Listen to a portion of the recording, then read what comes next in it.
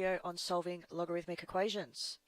Now the types of equations you might get are the ones in the example down here where you have log to the base x of 9 equals 2/3 and you're asked to find out what x equals.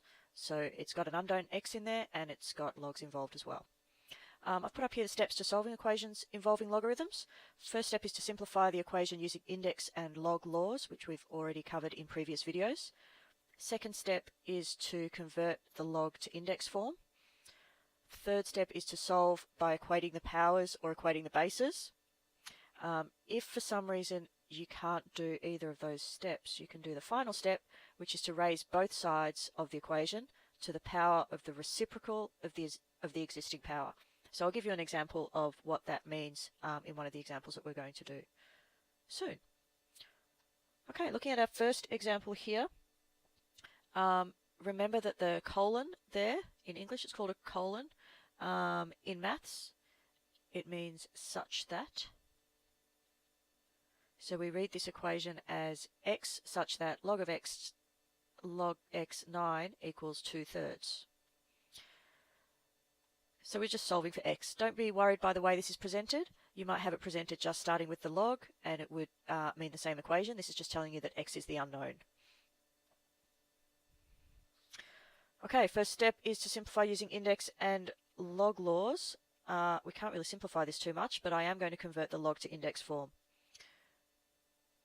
And we end up with x to the 2/3 equals 9. And you can do that using your circular conversion. Rewriting this, we end up with cube root of x squared equals 9. To get rid of this cube root, the opposite of cube root is cubing. 9 cubed is 729. And to find x, we need to do square root of 729.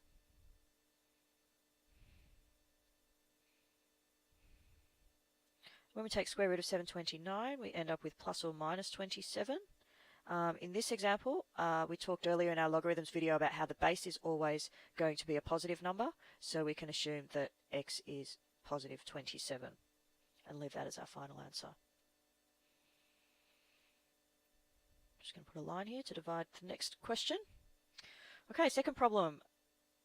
Can we simplify using log and index laws? Probably not. Can we convert the log to index form? Let's do that now.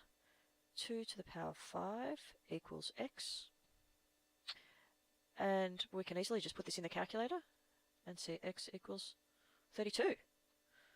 Done. Example C. Simplify using index and log laws.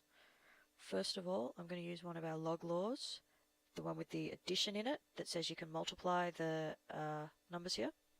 So I've got log 8, x plus 1, x plus 3. Don't forget the equals 1 on the end. Log 8, and then I'll just expand this out. X squared plus x plus 3x plus 3 equals 1. Simplify. It's really important that you have the brackets around everything that is involved with the log. Otherwise it would only be the first term. Now that we've got it in this form, we can rewrite this using our log laws. And remember our log law that said if we had log 8, we know that that equals 1. So we can make this whole thing equal to 8. Then we will make the problem true. Plus 3 equals 8. So we would have log 8, 8 equals 1, and that's correct. Take the 8 over the other side to make it equal 0.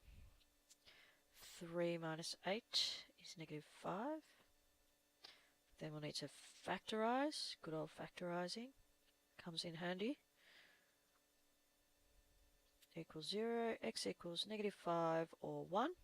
And from what we talked about over here, we can get rid of the negative and say oh, hang on, no, it's not the base, it's this number here. So we could have either x equals -5 or x equals 1, because they would still both work. So leave it as this final answer.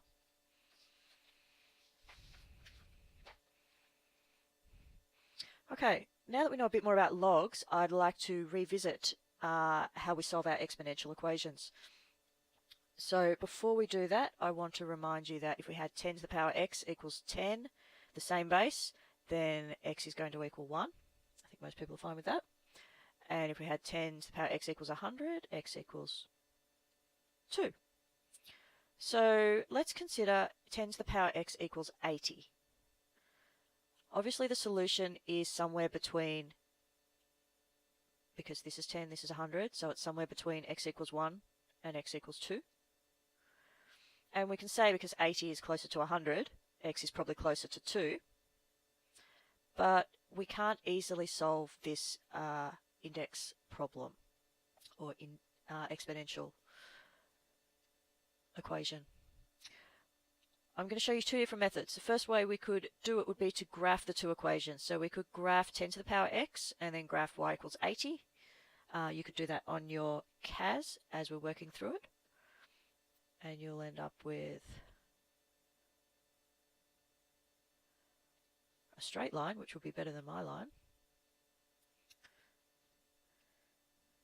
And 10 to the x would go through 1 and 10, 2 and 100, and it would have a smooth curve running up there. You can see here, so once we've drawn the two of them, which are the two parts here, we could just find the intersection, the x value of the intersection, and that will be our solution to what x equals. So using your CAS, you can use GSolve and intersection, and you should be able to find pretty easily. We can see x is down here somewhere. It is really close to 2. But it's a little bit before. On your CAS, x equals 1.903, really close to 2 as we expected from the graph. But what if you didn't have your CAS? What if you're in the CAS tech-free test? Method 2, we can use our logarithms. So remember how we said if we have the base and the number the same, then these kind of cancel out because they're the opposite of each other. So this would just equal 5. Log 10 to the 7 would just equal 7. Etc., etc. So if we have 10 to the x equals 80, what we can do, and the way we say this is take log 10, that's a terrible 10, let me have another go at that, log 10 of both sides. How that looks is this, log 10 of 10 to the x equals log 10 of 80. Remember our really basic rules that say that as long as you do the same to both sides, you're okay.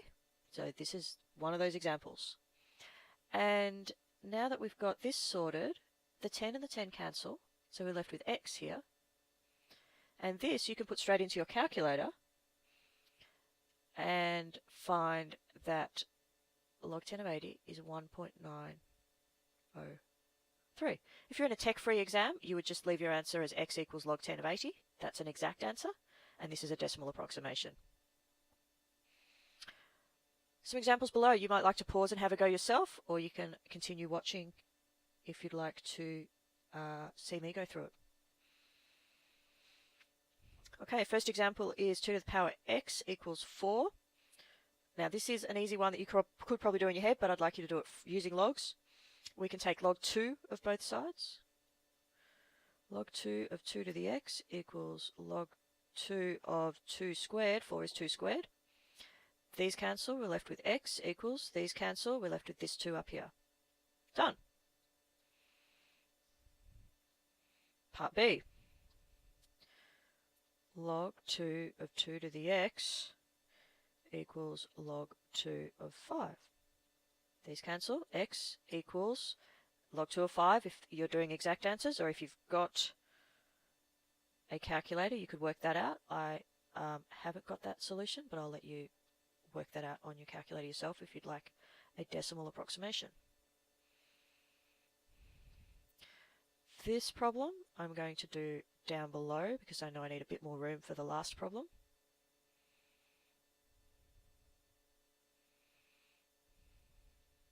Let me just organize my workspace.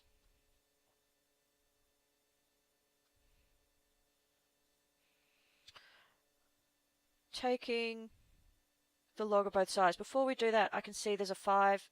This means 5 times, and there's a 45 there. They're both divisible by 5. So I can change this into 3 to the x, divide that side by 5, equals 45 divided by 5, which is 9. And look at what happens. If we take log 3 of 3 to the x equals log 3 of 3 squared.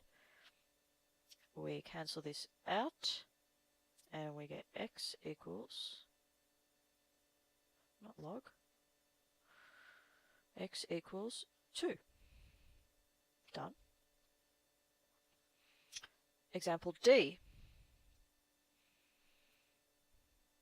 We've got a 5 times here, so we can divide both sides by 5. We won't get a full number here, but it will help us. 3 to the x minus 2 equals 58 divided by 5, which is 11.6. Take log 3 of both sides. 3 to the x minus 2 equals log 3 of 11.6.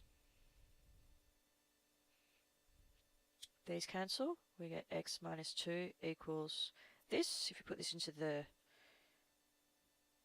calculator, actually I might leave it as an exact answer. We need to get x by itself.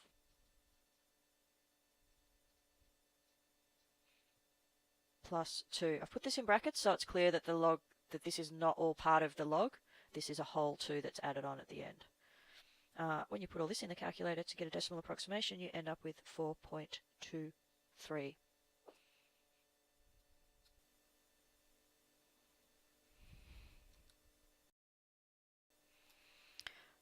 Finally, we've got a few examples of solving inequations, which are the ones without an equal sign. They've just got greater than or less than. Same rule applies to these. Flip the sign if you are dividing or multiplying by a negative number. Otherwise, keep the sign the same and treat it like an equal sign. So, first of all, I'm going to take, so this is just x such that a half to the power x is greater than 8. I'm going to take the log of both sides, log of 0.5 or log of a half.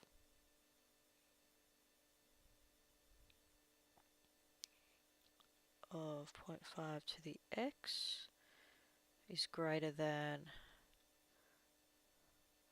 log 0.5 of 8. And these cancel, so we get x is greater than. And put this in your calculator and you'll end up with a negative 3. Example B reads as x such that 0.7 to the power x is greater than or equal to 0.3. I will take log 0.7 of both sides.